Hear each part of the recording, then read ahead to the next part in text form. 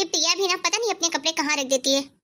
धोने के लिए ढूंढते रहो, मिलते ही नहीं है, और नहीं धो तो फिर मुंह फुलाएगी, 4 बातें अपनी मम्मी से बताएगी। कहाँ रखी है यार? भाभी आप मेरे कमरे में क्या कर रही हो? प्रिया मैं तो तुम्हारे कपड़े ढूंढ रही थी धोने वाले। कहाँ रखी हो तुम? ज्यादा बहाने बनाने की जरूरत नहीं है। चोरी पकड़ी गई तो बहाने बना रही हो कपड़े ढूंढने का।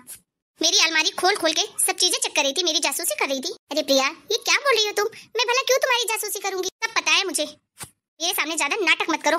मम्मी मम्मी मम्मी इधर आओ। प्रिया क्यों छोटी सी बात का बतंगड़ बना रही हो? तुम्हें अच्छे से पता है कि मैं तुम्हारे कमरे कपड़े लेने ही आई हूँ। कैसे पता होगा मुझे? मुझे बताकर आई थी, मुझसे पूछ कर आई थी। क्या हुआ प्रिया? क्या कर दिया अब इसने? देखो मम्मी समझा लो तुम अपनी बहू को, मेरे कमरे में तलाशी लेना बंद करे। भगवान जाने क्या ढूंढती रहती है। अरे इसे तो लगा कि मैं कॉलेज चली गई हूँ, इसीलिए मेरी अलमारी खोल के सब देखा ताकि कर रही। बहू क्या है ये सब? तुम मेरी बेटी के कमरे में क्यों आई हो बिना पूछे? माँ जी मैं तो बस प्रिया के कपड़े धोने वाले लेने आई थी, धोने जा रही थी तो इसलिए। फिर रह जाती है तो प्रिया उस पे भी चिल्लाती है। देखा माँ कैसे बहाने बनाती है। आपको पता है ना धोने वाले कपड़े तुम बाहर धोने में रख देती हूँ। क्यों झूठ बोल रही हो प्रिया? रोज तो मैं तुम्हारे कमरे से ही तुमसे मांग कर कपड़े ले जाती हूँ। आज मैं तुमसे मांगने आई थी पर तुम थी नहीं, तो इसलिए सोचा मैं खुद ही निकाल लूं। तुम ना मेरी बेटी के कमरे में बिना पूछे आया मत करो, समझी? सब जानती हूँ मैं तुम्हारी नीयत कैसी है। भगवान जाने मेरी बेटी के साथ क्या करना चाहे। कुछ नहीं माँ, सब समझती हूँ मैं। इसको यही लगता है कि मेरा भी कोई बॉयफ्रेंड होगा और कोई उसको सबूत मिल जाए तो सबको चीख चीख कर बता दे, ताकि भैया मेरा कॉलेज जाना बंद कर दे और मेरी पढ़ाई नहीं करवाए।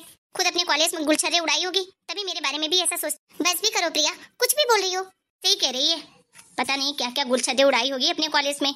हाँ मम्मी इसको तो मुझसे जलन होती है ना, मैं इतने अच्छे कपड़े पहनती हूँ, इतने अच्छे कॉलेज में पढ़ने जाती हूँ। सोच रही होगी कि इसके पति के पैसे खर्च होते हैं, तो कह दो इससे वो सिर्फ इसका पति नहीं है, इसका पति बाद में है, पहले मेरा भाई है और उस पर मेरा पूरा हक है।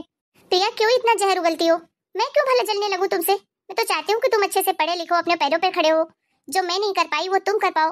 बस बहू कि तुम्हारे ड्रामे ना तुम बंद ही रखो, और मेरी बात ध्यान से सुनो। आज के बाद मेरी बेटी के कमरे में पैर मत रखना, और अगर तुझे ज्यादा मिर्ची लग रही ना, वो तेरा पति नहीं है, मेरा बेटा है, और इस काबिल मैंने बनाया है उसे कि आज वो पैसे कमाकर हमारे खर्चे उठा सके। तू नहीं आई थी अपने मायके से, तेरे माँ बाप ने क्या किया है? तुझे भी पढ़ा देते, तू भी कमा लेती। क्या हुआ माँ, क्यों सुबह सुबह घर में तांडव मचा रखा है? देख लो भैया अपनी पत्नी को, मेरे कमरे की तलाशी लेती है और मुझे कहती है कि कॉलेज में तुम गुलछर्रे उड़ाने जाती हो, बॉयफ्रेंड बनाने जाती हो। मैं ऐसा करती हूँ क्या भैया? हाँ बेटा तेरी बहन बिल्कुल सही कह रही है। अरे तेरी बीवी हम लोगों का जीना हराम करके रखी है। जब देखो जासूसी करती रहती है तेरी बहन के कमरे की, और मैं अगर कुछ बोलती हूँ तो मुझे भी 4 बातें सुनाती है। अरे बेटा इसे तो यही लगता है कि इसके पति की कमाई खर्च कर रहा है तो अपनी बहन के ऊपर, और इसीलिए ये तेरी बहन को बदनाम करने में लगी रहती है ताकि तू इसका कॉलेज जाना बंद कर दे और इसकी मनमर्जी हो सके। सला ये सब क्या सुन रहा हूँ मैं? नहीं विशाल जी, मैं भला ऐसा क्यों बोलूंगी?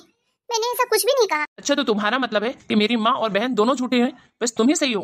मैं ऐसा नहीं कह रही हूँ, लेकिन मैंने ऐसा सब कुछ नहीं कहा है। मैंने तो सिर्फ यही कहा था कि मैं प्रिया के कमरे में प्रिया के गंदे कपड़े लेने आई थी धोने के लिए, और मुझे देखकर प्रिया भड़क गई और न जाने क्या क्या बोलने लग गई। बस करो तुम, कितना झूठ बोलोगी? माँ बाप के घर में कभी ऐशो आराम कर नहीं पाई तो मेरी बहन से जलती हो? विशाल जी आपको भी ऐसा लगता है कि मैं प्रिया से जलती हूँ? प्रिया तो मेरी छोटी बहन के जैसी है, मैं भला उससे क्यों जलूंगी? बस बस अब ये ड्रामे करने की कोई जरूरत नहीं है, और आज के बाद प्रिया के कमरे में बिना उसकी परमिशन के घुसना मत। अपने काम से काम रखो और मेरी माँ और मेरी बहन से दूर रहो तुम। अच्छा माँ चाहता हूँ, मैं ऑफिस जाना है, मुझे लेट हो रहा है, मैं शाम को आकर बात करता हूँ। ठीक है बेटा। और हाँ तुम मेरे पीठ पीछे कोई शिकायत आनी नहीं चाहिए, नहीं तो सोच लेना मुझसे बुरा कोई नहीं होगा। वाह यार मम्मी, हम दोनों को तो बिल्कुल पिक्चरों में होना चाहिए। क्या मस्त एक्टिंग करते हैं हम दोनों माँ बेटी। और तुम देख लिया हमसे पंगा लेने का नतीजा? अपनी औकात में रहना और जितना हम बोले उतना ही करना। इस गलतफहमी में तो बिल्कुल मत रहना कि तू मेरे बेटे को अपनी बातों में ले लेगी और हमें गलत साबित कर देगी। मेरा बेटा श्रवण कुमार है, श्रवण कुमार, वो वही मानेगा जो मैं बोलूंगी, समझी? इस घर में काम करने के लिए आई है और काम किया कर बस। अरे इतनी मेहनत से अपने बेटे को पढ़ाया लिखाया है, ऐश करना तो बनता है कि नहीं?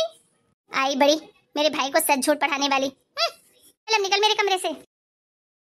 अच्छा मम्मी मैं कॉलेज के लिए लेट हो रही हूँ, शाम को कुछ महारानी से कुछ अच्छा चटपटा सा खाना बनवा के रखना। हाँ हाँ बेटा क्यों नहीं। अरे आखिर है किस चीज के लिए ये? Bye mummy. बाय मेरा लाल। वैसे दोस्तों आप लोगों को तो अंदाजा हो ही गया होगा कि कुछ इस तरीके की थी इस घर की रामायण, जहाँ बेचारी बहू दिन भर काम करती रहती, सास ननद पति की सेवा करती रहती, और वहीं सास ननद हर वक्त बहू को उल्टा सीधा सुनाती रहती और साथ ही साथ उसके पति को भी उसके खिलाफ भड़काती रहती। बेचारी बहू इतनी अकेली पड़ गई कि वो अपने दिल की बात किसे बताए। विशाल जी भी मेरी बात नहीं सुनते, इन दोनों ने तो मेरा जीना हराम करके रखा है और विशाल जी को भी मेरे खिलाफ भड़काती रहती है। और विशाल जी अपनी माँ के इतने भक्त कि वो मेरी कोई बात सुनते ही नहीं है। मैं करूँ तो क्या करूँ? एक बार मम्मी को सब बताती हूँ, देखती हूँ मम्मी क्या कहती है। मेरे तो इस घर में रहना ही मुश्किल होता जा रहा है। Hello hello mummy. क्या हुआ बेटा, तू रो रही थी? हाँ मम्मी, मैं क्या करूँ, रोने के अलावा कुछ कर भी तो नहीं सकती। अरे बेटा ऐसा क्यों बोल रही है, क्या हो गया? मम्मी मेरी सास और ननद ने मेरा जीना हराम करके रखा है। मेरे हर काम में 10 कमी निकालती है और तो और झूठी शिकायत करती है विशाल जी से। और विशाल जी भी मेरी कोई बात नहीं सुनते, वो सिर्फ वही मानते हैं जो उनकी माँ कहती है। और जो मेरी ननद है ना, वो तो ये सबसे भी 2 कदम आगे है, मुझे बहुत बड़ा बुरा कहती रहती है। मैं क्या करूँ मम्मी, मुझे यहाँ से नहीं रहा जाता अब, और मैं घुट घुट के मर जाऊंगी माँ। नहीं बेटा ऐसा नहीं कहते, वो तेरा ससुराल है और आज नहीं तो कल तेरी सच्चाई सबके सामने आ जाएगी और विशाल जी भी समझ जाएंगे। बेटा भी तेरी नई नई शादी हुई है, वो भी अरेंज मैरिज। तुझे विशाल जी नहीं समझते ना कि तू सही कह रही है कि झूठ कह रही है। बेटा माँ के साथ वो बचपन से रही है, उनकी माँ है, वो पैदा करी है, इसलिए ज्यादा अटैचमेंट तो माँ से ही होता है ना बच्चे का। जब विशाल जी तेरे बारे में सब जानने लग जाएंगे कि तू सही है वो गलत है, तो अपने आप सब ठीक हो जाएगा। पर विशाल जी को ये सब कैसे पता चलेगा माँ, उन्हें कब समझ में आएगा? वो तो मेरी कोई बात सुनते ही नहीं है। थोड़ा समय दे बेटा, समय के साथ सब सही हो जाएगा। अरे तू चिंता क्यों करती है, सच अपना रास्ता खुद ब खुद निकाल लेता है। थोड़ा वक्त तो दे, सब कुछ सही हो जाएगा और विशाल जी को भी सब समझ में आ जाएगा। देख बेटा अब तेरी शादी हो गई है और मैं तुझे ये तो नहीं बोल सकती कि तू ससुराल छोड़ के यहाँ मायके रहने आ जा। ये तेरी छोटी बहन है, अभी शादी के लिए 4 लोग समाज में क्या कहेंगे कि देखो 2 साल भी नहीं रह पाई ससुराल में, जरूर कोई ना कोई कमी रही होगी। देख बेटा समाज में गलती किसी की भी हो, लेकिन हमेशा दोष लड़की को ही दिया जाता है और मैं नहीं चाहती कि मेरी फूल सी बच्ची पर दुनिया उंगली उठाए। तू समझ रही है ना बेटा मैं क्या कह रही हूँ?